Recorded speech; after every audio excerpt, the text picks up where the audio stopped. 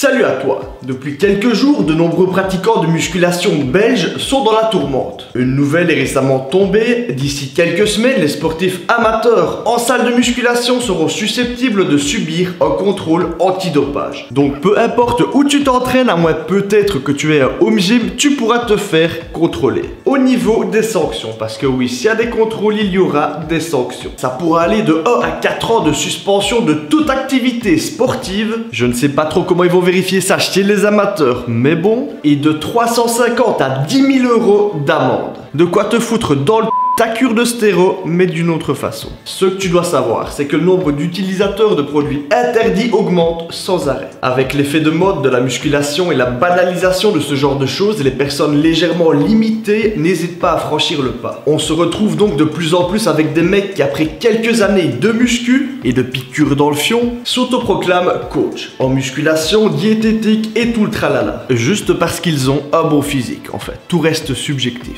Évidemment, une chose en entraînant une autre, de plus en plus de personnes sont prises dans l'engrenage. La musculation n'a jamais eu une bonne image à ce niveau-là, mais avec les tendances actuelles, elle mérite de plus en plus sa mauvaise presse. En pratique, même si la réforme passe comme prévu, je ne pense malheureusement pas qu'elle ait beaucoup d'impact à ce niveau-là. Quand on voit déjà la pauvreté des contrôles antidopage dans le sport professionnel, on peut se douter que chez les amateurs, l'impact sera très faible. Il faut également savoir qu'un contrôle antidopage a un prix. Ça coûte cher, très cher. Tu te doutes bien qu'on ne le fera pas payer à quelqu'un s'il est contrôlé négatif. Du coup, il faudra absolument savoir sélectionner correctement les personnes à contrôler. De façon à contrôler autant que possible des personnes censées être positives afin qu'ils puissent payer leur amende, le contrôle et éviter à l'État de perdre de l'argent. En espérant que l'effet préventif fasse quand même son effet et que Jean Dylan, après 5 mois de muscu et 0 progression, se rende compte que s'il ne progresse pas, c'est peut-être parce qu'il s'entraîne mal. Je vous laisse discuter de ça dans les commentaires. Est-ce qu'il faudrait faire la même chose en France? Est-ce que la réforme sera utile ou au contraire elle ne le sera pas? Est-ce qu'un jour le dopage sera aboli? Pour terminer, je vais te dire une petite chose. Ce qui te permettra de progresser ou non, c'est ta capacité à t'instruire et à te poser les bonnes questions,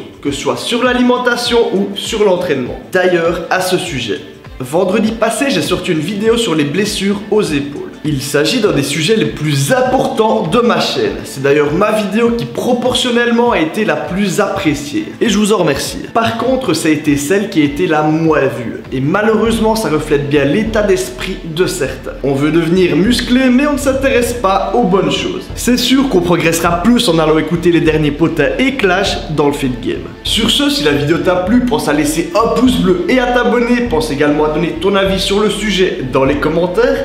Et moi je te dis à samedi prochain 18 h et à la prochaine.